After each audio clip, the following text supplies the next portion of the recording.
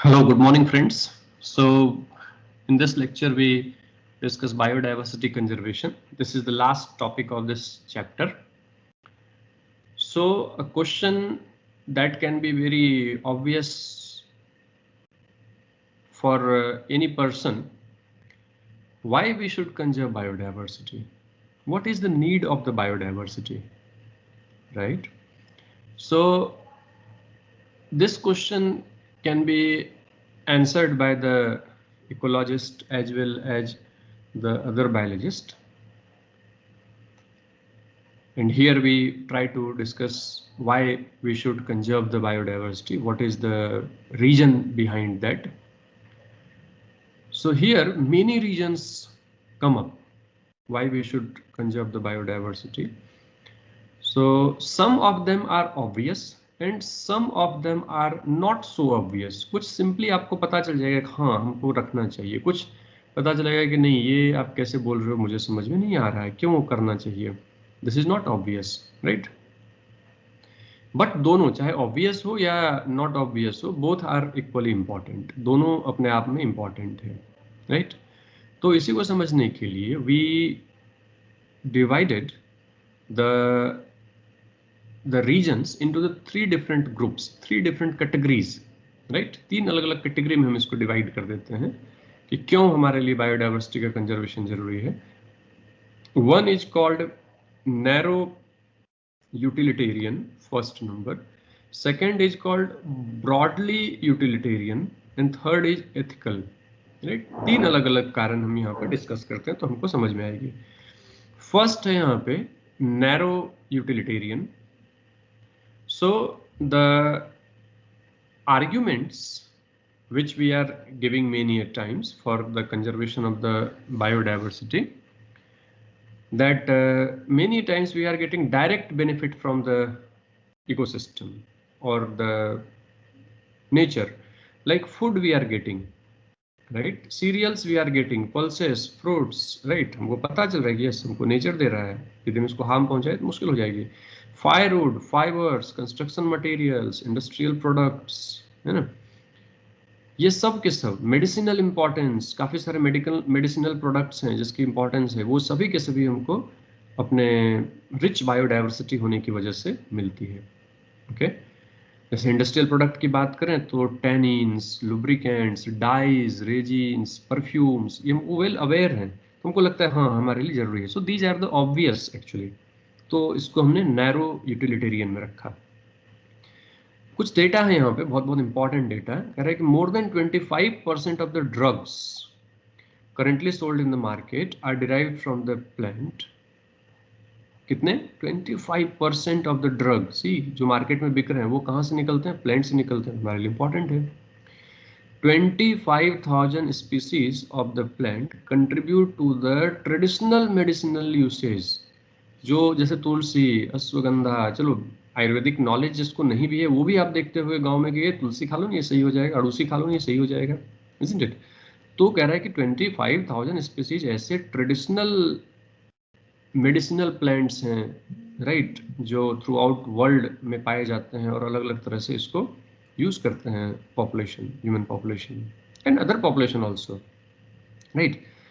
तो इस हिसाब से हम बोलें तो nobody knows how many of them are I mean more plants are medically important or useful for us in the tropical rainforest. कितने सारे उसमें और भी यूजफुल होंगे ये हमको अंदाजा भी नहीं हो सकता है क्योंकि हमने अभी बहुत सारे को एक्सप्लोर ही नहीं किया है.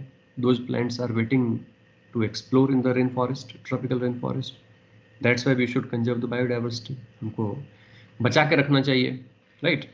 तो अभी अलग अलग कंट्रीज अपने आप को इस नैरो यूटिलिटेरियन जो प्रोडक्ट्स हैं उसको डॉक्यूमेंटेशन करते हैं, डॉक्यूमेंटेड वे में प्रेजेंट करते हैं दूसरे के सामने, and that is presented in form of bio prospecting, right. Bio prospecting, right.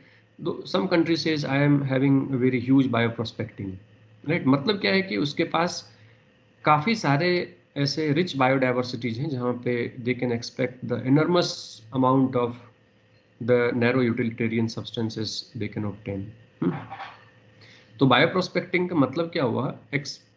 exploring molecular, genetic and species level diversity for the products of the economic importance, right? This is the bioprospecting, right? So ये अभी क्या है कि those country having the huge bioprospecting documentation, so they are giving the high priority, right? क्योंकि हम उसको बोलते हैं कि आपके पास ज़्यादा बायो रिसोर्सेस हैं, right?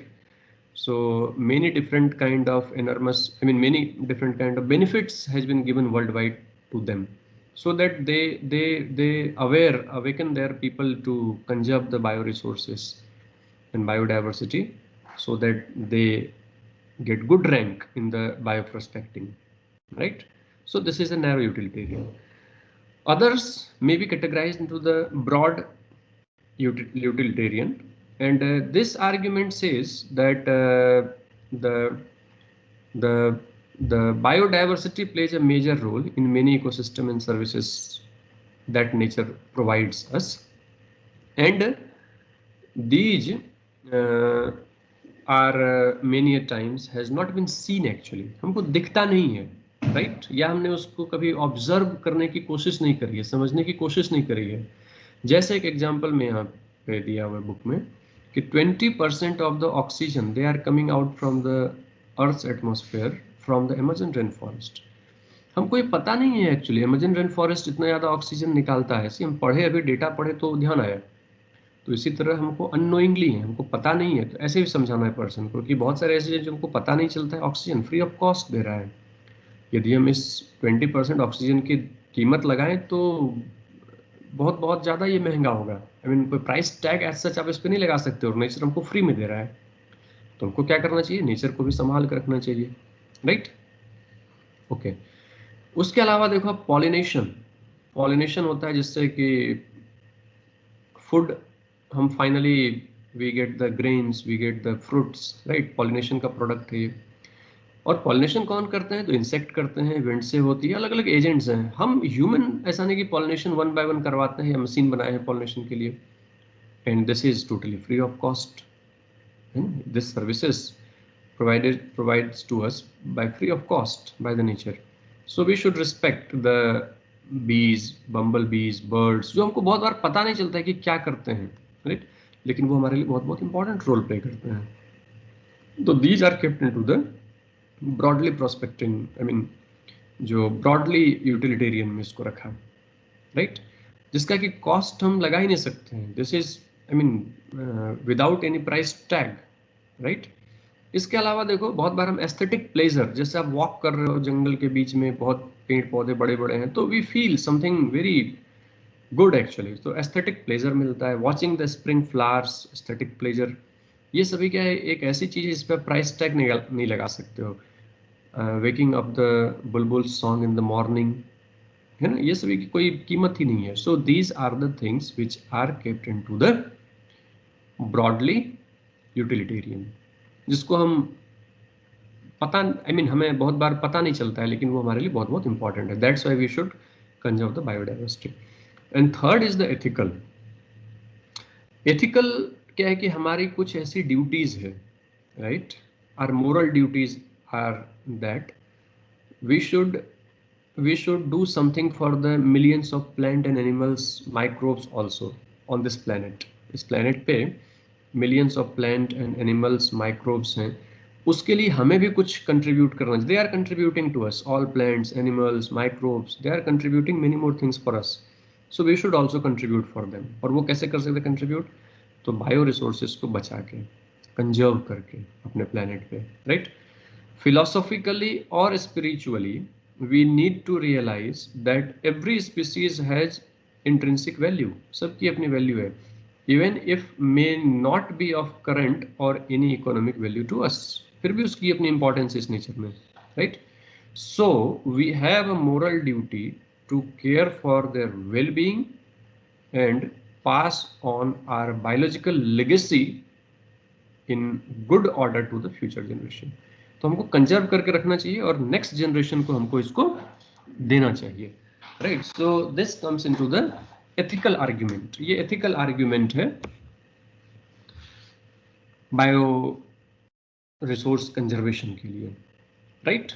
So these three arguments can be given why we should conserve the biodiversity, right? Next question that comes in our mind, that how do we conserve the biodiversity? कैसे हम conserve करेंगे biodiversity को, right? So this conservation of the biodiversity can be done at the different levels. अलग अलग level पे हम कर सकते हैं. जैसे कि हमको टाइगर को यदि प्रोटेक्ट करना हो तो बहुत बार हम पूरे जंगल को ही प्रोटेक्ट कर देते हैं, सेव करते हैं, so that tiger gets saved, right? So this approach of the conservation is called on-site conservation, या फिर इसको in situ conservation हम बोलते हैं. On-site मतलब जहां पे वो है वहां से उसको हटाए नहीं, हम उसी जगह को हम कंजर्व कर दिए, so automatically tiger gets conserved. But ये हमेशा पॉसिबल नहीं है. Many times what happens, the animal और plant gets threatened for the endangered. Endanger हो चुका है या होने वाला है या थ्रेट है उसके ऊपर.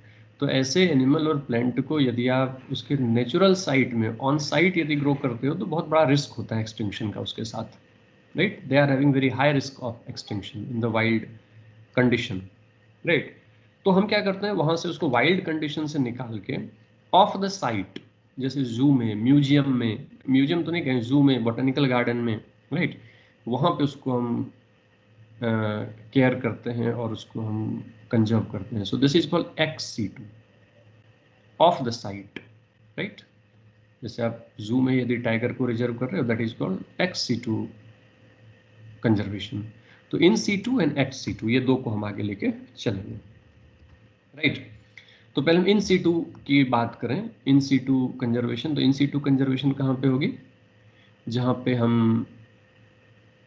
On the site, I mean जहाँ उसका रियल हैबिटेट है उसी जगह पे हम उसको कंजर्व करेंगे, right?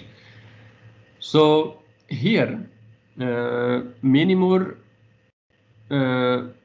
Species which are endemic, right? काफ़ी सारे एंडेमिक स्पीसीज होते हैं. एंडेमिज्म मतलब species they are confined to a certain region, right? एक सर्टेन रीजन पे हो, राइट? तो उसको एंडेमिक स्पीसीज हम बोलते हैं. तो इन सीटू कंजर्वेशन करने के लिए बहुत सारे कंट्रीज का they are having their own issues, that if we keep the forest as it is, so how we develop the industries, how we develop the road, railway lines. तो this is a matter of dispute actually. बहुत बड़ा developmental dispute होता है कि भाई कैसे आप करेंगे. तो that is true also. Economic importance, I mean economic feasibility is also taken care into the consideration, biological wealth के साथ साथ.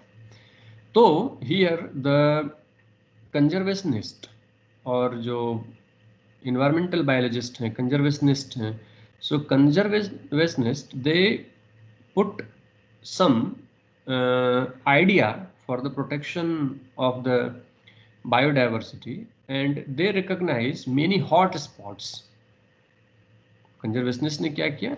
They recognized some hot spots, right? कि चलो ठीक है, पूरे के पूरे जंगल को आप कंजर्व मत करो, बट इतने को तो आप देख ही सकते हो. तो biospots, biodiversity hot spots the recognised, और जहाँ पे जो endemic species, rich endemic species होते हैं जैसे किसी खास एरिया में, राइट? तो उसे हॉट स्पॉट का नाम दिया गया. And initially they recognize 25 biodiversity hot spot throughout the world. बाद में they added 9 more hot spots, right? तो टोटल हो गए 34 हॉट स्पॉट्स, राइट? मतलब 25 प्लस 9, तो टोटल हो गया 34 हॉट स्पॉट्स दे रिकॉग्नाइज्ड. और बोला कि ठीक है, आप इंडस्ट्रियल डेवलपमेंट करिए, रोड बनाइए, रेलवे लाइन बिछाइए, लेकिन इस हॉट स्पॉट को आप डिस्टर्ब मत करो. जो 34 हमने बोला, इसको छोड़ के आप अपना डेवलपमेंट करिए, ठीक है? सो by conserving the hot spot, we can conserve the species at very high level, right? So hot spots are also the region of accelerated habitat loss, right? These hot spots are also the region of accelerated habitat loss. तो ऐसा नहीं होना चाहिए. So 3 of these hot spots in India, जो 34 hot spots की हम बात की, इसमें से जो 3 hot spot हैं इंडिया में, that is Western Ghat, Sri Lanka Western Ghat and Sri Lanka. Second is the Indo-Burma border पे हॉट स्पॉट है. And third is the Himalayan hot spot. ये 3 हॉट स्पॉट इंडिया में है, right. And we are the country which covers the exceptionally high biodiversity. I mean, India comes under the very high biodiversity region in the world, right? And if you look at the biodiversity here and the area which covered in India, so India has only 2% of the land area. India that covers less than 2% of the Earth's land area. But here the biodiversity in our country is too high, and that is approximately I think 8% or something like that. Although the biodiversity hotspots put together cover less than 2% of the Earth's area, the number of species they collectively harbor is extremely high, and strict protection of the hotspot could reduce the ongoing mass extinction by almost 30%. Okay, they are giving the world's land area. So only 2% of the hotspot, only 2% of the land area on the entire Earth is covered by the hotspot, right? But it gives 30% protection. ये कितना दे रहा है? 30% protection दे रहा है पूरे के पूरे earth पे, right. So this is good to preserve the hot spot. At least by preserving the 2% land area, we can protect the 30% of the species on this planet, right? 30% of the biodiversity. अब India की बात आ रही है, right? So in India, the ecologically unique biodiversity is there, of course, right? We have the very rich legacy of the biodiversity, so we should protect those biodiversity also. So here in India, for the protection of the biodiversity, the legal act is there, and according to that legally protected areas, we divide them into the biosphere reserve, national park and sanctuaries. 3 में हमने divide कर दिया. Biosphere reserve, national park and sanctuaries. India has now 14 biosphere reserve. ये सब ध्यान रखना, ये सब इंपॉर्टेंट है काफी. 14 biosphere reserve, 90 national park and 448 wild life sanctuaries है हमारे कंट्री में. Okay. And India also has the history of religion and the cultural tradition to protect the nature. जैसे हमारे इंडिया में यहाँ पे क्या होती है कि सेक्रेड ग्रुप्स होते हैं बहुत सारे. काफ़ी सारे स्टेट में तुम देखोगे सेक्रेड ग्रुप्स होते हैं, राइट. आई मीन पवित्र स्थान की तरह से मानते हैं उस पर्टिकुलर जंगल को या उस पर्टिकुलर एरिया को. And the human they won't disturb the plants as well as the animal to that sacred groups, right. So these sacred groups found in the Khasi and Jaintia hills of the Meghalaya, then Aravalli hills of the Rajasthan, Western Ghat region of Karnataka and Maharashtra. Western Ghat किसको किसको cover करता है? Karnataka and Maharashtra. ये सभी पूछेगा आपको. Surguja, then Chanda and then Bastar areas of the Madhya Pradesh. These are the example of sacred groups. Khasi and Jaintia hills of the Meghalaya, Aravalli hills of the Rajasthan, Western Ghat region of the Karnataka and Maharashtra, Sarguja, Chanda and Bastar of the Madhya Pradesh, right? तो ये सभी sacred groups हैं. In Meghalaya, the sacred groups are the last refuges for the large number of rare threatened animal plants. See, मतलब काफी सारे ऐसे plants हैं जो वर्ल्ड में और कहीं पे नहीं है, यहीं पे आपको दिखेंगे मेघालय के sacred groups में. Okay. So these are the different ways of conservation of biosphere on the spot, in situ, right? ये सब in situ conservation के तरीके हुए. Now we discuss the ex situ conservation, right? Ex situ conservation की बात करें तो in this approach हम क्या करते हैं? Threatened animal को वहाँ से निकाल के, natural habitat से निकाल के दूसरे जगह पे हम settle करते हैं, like zoological park, botanical garden, wild life safari, right, इन सब जगह पे हम उसको शिफ्ट करते हैं, ठीक है। So many animals that become extinct, but extinct in the wildlife, but they continue to be maintained in these places like zoological parks, botanical garden, etc. And this is called ex situ conservation, right?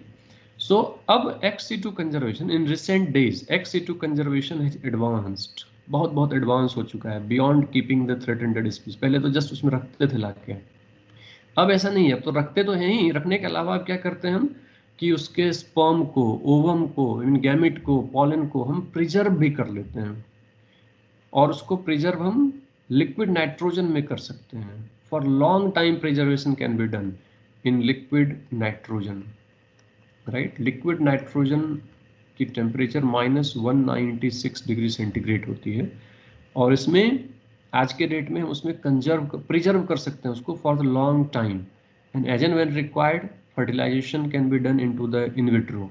हम test tube में fertilisation भी करवा सकते हैं, और वहां से हम इस तरह से हम we can conserve the species which is at the verge of extinction, right. बहुत सारे ऐसे टेक्निक हैं प्लांट टिश्यू कल्चर के, प्लांट टिश्यू कल्चर मेथड से भी आप इसको कंजर्व कर सकते हो। माइक्रो प्रोपगेशन, राइट, मेथड है ना, प्रोपगेट कर सकते हैं हम प्लांट को बहुत लार्ज स्केल पे। Apart from that, seeds of the different genetic strains of commercially important plant can be kept for long period in the seed bank. बहुत सारे सीड बैंक हमने बनाए, राइट।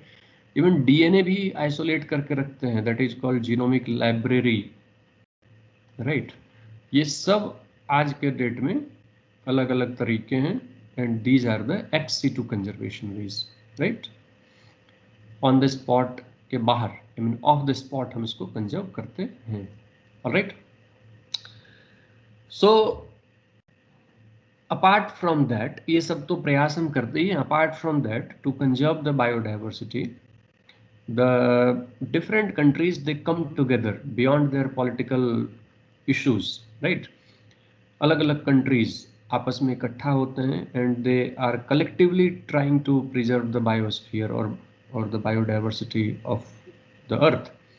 तो इसी तरह से एक जो हिस्टोरिक कन्वेंशन हुई है वो है अर्थ समिट, जो बायोलॉजिकल डाइवर्सिटी को प्रिजर्व करने के लिए जो एक कन्वेंशन हुआ, राइट, बायोलॉजिकल डाइवर्सिटी को प्रिजर्व करने के लिए। अर्थ समिट कहाँ पे हुआ? तो रियो ड जेनेरो में।